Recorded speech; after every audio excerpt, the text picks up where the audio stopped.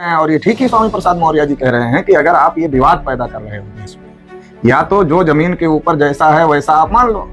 अगर आप इस पर राजनीति कर रहे हो या इस पर आप विवाद पैदा कर रहे हो तो फिर आपको फिर जमीन के नीचे की खुदाई करो और वास्तविकता में जिसके हैं उसको दे दो। और जितने बड़े बड़े प्राचीन मंदिर हैं वो प्राचीन मंदिर के नीचे अगर खुदाई किया जाए, और नीचे की छोड़ो, अगर उन प्राचीन मंदिरों का सारा स्ट्रक्चर और सारी चीजें देखा जाए, और कहीं कहीं तो ऐसा भी तमाम बार सोशल मीडिया में और मीडिया में आता है कि वो बुद्ध की ही प्रतिमा है, लेकिन उसको इतना ज्यादा ढक करके रखा हुआ है, इस प्रकार से रखा हुआ है कि वो लोगों को दिखाई नहीं दे रही, और उस पर ब्राह्मण लोग कब्जा किए। बीजेपी के लोग मिलकर हिंदू मुसलमान करना चाहते हैं, तो इसलिए वो जो लोग उनके इस कार्यक्रम को, जो हिंदू मुसलमान को रोकते हैं और जो देश में भाईचारा निर्माण करने का और सबको SC ST OBC को एकजुट होकर के इस देश में जो इंसाफ की बात करने वाले लोग हैं, हक अधिकार की बात करने वाले लोग हैं और हिस्टोरिकल फैक्ट के आधार पर बात करने वाले लोग हैं, उनसे उनको डर लगता है। नमस्कार, जय भीम, जोहार। इस वक्त हमारे साथ हैं राष्ट्रीय पिछड़ा वर्ग मोर्चा के राष्ट्रीय अध्यक्ष माननीय चौधरी विकास पटेल। सर, अभी 2 दिन पहले स्वामी प्रसाद मौर्य ने बयान दिया कि बद्रीनाथ जैसे जितने भी मंदिर हैं, प्राचीन मंदिर हैं, सारे के सारे बुद्धिस्ट प्लेस हैं। और उनकी प्रतिक्रिया में योगी आदित्यनाथ ने ज्ञानवापी मसले को लेकर भी बयान दिया है कि ये जो सारी चीजें हैं उस पर योगी आदित्यनाथ का बयान आया है। इस पर आप क्या कहेंगे? तो ये तो हम लोग पहले से ही कह रहे हैं कि जितने प्राचीन मंदिर हैं अगर उनके नीचे खुदाई किया जाए तो वो बुद्धिस्टों के हैं। क्योंकि देखिए, अब RSS BJP वाले ये कह रहे हैं, जब उन मस्जिद के नीचे खोदकर मंदिर निकालने की बात कर रहे हैं, तो अब यदि या तो आप ऊपर की मान लो या तो नीचे की मान लो, या तो यथा स्थिति जो है या तो आप उसको स्वीकार करो कि जो है वो है।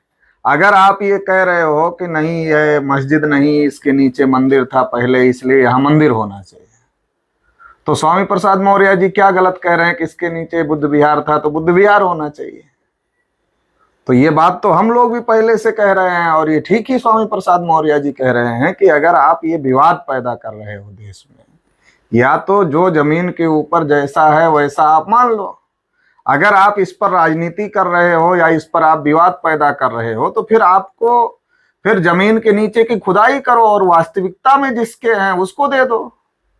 तो वास्तविक बात यह है कि इस देश के अंदर मुगल बाद में आए, ब्राह्मण मुगलों से पहले आए, मगर उसके पहले इस देश में जो मूल निवासियों की संस्कृति थी, जो मूल निवासियों की सभ्यता थी और जो बुद्धिज्म, पूरे एशिया में जो बुद्धिज्म का प्रभाव था, तो ये बुद्धिज्म की चीजें ही जमीन के नीचे हैं। और जितने बड़े बड़े प्राचीन मंदिर हैं वो प्राचीन मंदिर के नीचे अगर खुदाई किया जाए, और नीचे की छोड़ो, अगर उन प्राचीन मंदिरों का सारा स्ट्रक्चर और सारी चीजें देखा जाए, और कहीं कहीं तो ऐसा भी तमाम बार सोशल मीडिया में और मीडिया में आता है कि वो बुद्ध की ही प्रतिमा है, लेकिन उसको इतना ज्यादा ढक करके रखा हुआ है, इस प्रकार से रखा हुआ है कि वो लोगों को दिखाई नहीं दे रही, और उस पर ब्राह्मण लोग कब्जा किए हुए हैं। तो ये बात स्वामी प्रसाद मौर्य जी ने जो कही, इसमें किसी प्रकार की कोई गलत बात नहीं है। उन्होंने सही कहा कि जो भी प्राचीन मंदिर हैं उनके नीचे बौद्ध विरासत है, या तो बौद्धों की है या तो जैनों की है। 9 जुलाई को राष्ट्रीय पिछड़ा वर्ग मोर्चा और बुद्धिस्ट इंटरनेशनल नेटवर्क के द्वारा काशी में एक बौद्धों का बड़ा महासम्मेलन होना था, और स्वामी प्रसाद मौर्य की भी वहां उपस्थिति होनी थी। लेकिन रात के 1 बजे प्रशासन के द्वारा परमिशन जो है कार्यक्रम का निरस्त करने का काम किया गया था, जिस पर आप लोगों ने भारत बंद का भी ऐलान किया हुआ है। तो क्या क्या डर है प्रशासन को? बौद्धों का जो कार्यक्रम हो रहा है, पिछड़ा और मोर्चा का कार्यक्रम हो रहा है। नहीं, प्रशासन को डर नहीं है, सरकार को डर है। RSS BJP के लोगों को डर है, प्रशासन को क्या डर है? प्रशासन RSS BJP के इशारे पर कार्यक्रम रोकने का काम कर रहा है। ज्ञान व्यापी और इसका मुद्दा उठाकर काशी मथुरा का, जो RSS BJP के लोग हिंदू मुसलमान का ध्रुवीकरण करने की राजनीति करने की कोशिश में हैं, और इसके आधार पर OBC SC ST को मूर्ख बनाकर उनका वोट चुनाव में हासिल करने की जिस रणनीति पर RSS BJP के लोग काम कर रहे हैं, उनको लगा कि अगर ये कार्यक्रम होगा तो ये जो हम षड्यंत्र कर रहे हैं हिंदू मुसलमान के नाम पर लोगों को बहकाकर राजनीति करने का, लड़ाने का आपस में, तो ये काम नहीं हो पाएगा। क्योंकि ये लोग इतना बड़ा कार्यक्रम करेंगे तो लोगों के अंदर संदेश जाएगा, सही बात लोगों तक पहुंचेगी। तो सही बात लोगों तक ना पहुंचे, इस बात के डर से आरएसएस बीजेपी के द्वारा प्रशासन के ऊपर दबाव बनाकर कार्यक्रम को रोका गया। तो प्रशासन नहीं डर रहा, सरकार डर रही है, क्योंकि सरकार को यह लगता है कि हमने चुनाव के लिए तो कोई काम किया नहीं जी। मतलब मान लो अगर सरकार से पूछा जाए किसानों के लिए क्या काम किया, नौजवानों के लिए क्या काम किया, ओबीसी के लिए क्या काम किया, एससी के लिए क्या काम किया, एसटी के लिए क्या काम किया, तो गिनाने के लिए 10-10 काम है क्या सरकार के पास में? अगर वो सरकार काम गिना नहीं सकती है अपने, तो फिर सरकार के पास हिंदू मुसलमान करने के अलावा रास्ता क्या है? तो आरएसएस बीजेपी के लोग मिलकर हिंदू मुसलमान करना चाहते हैं। तो इसलिए वो जो लोग उनके इस कार्यक्रम को, जो हिंदू मुसलमान को रोकते हैं और जो देश में भाईचारा निर्माण करने का और सबको एससी एसटी ओबीसी को एकजुट होकर के इस देश में जो इंसाफ की बात करने वाले लोग हैं, हक अधिकार की बात करने वाले लोग हैं और हिस्टोरिकल फैक्ट के आधार पर बात करने वाले लोग हैं, उनसे उनको डर लगता है।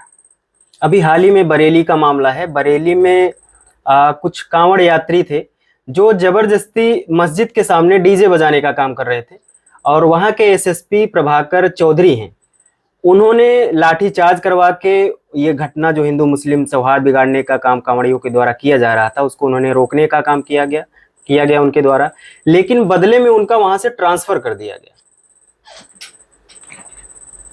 देखिए, कानून व्यवस्था संभालना जो है प्रशासन की जिम्मेदारी है और अगर ये व्यवस्था अनियंत्रित हो रही थी कांवरियों के द्वारा तो उसके हिसाब से प्रशासन ने वहां का निर्णय लिया होगा। मगर लाठीचार्ज का जहां तक मामला है तो तमाम बार लाठीचार्ज होते रहते हैं।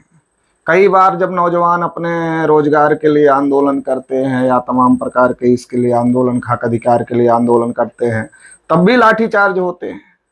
मगर जब ऐसे लोगों के हक अधिकार के आंदोलन जब होते हैं, उस पर जब लाठीचार्ज होता है तो इस प्रकार की कार्यवाही नहीं होती है।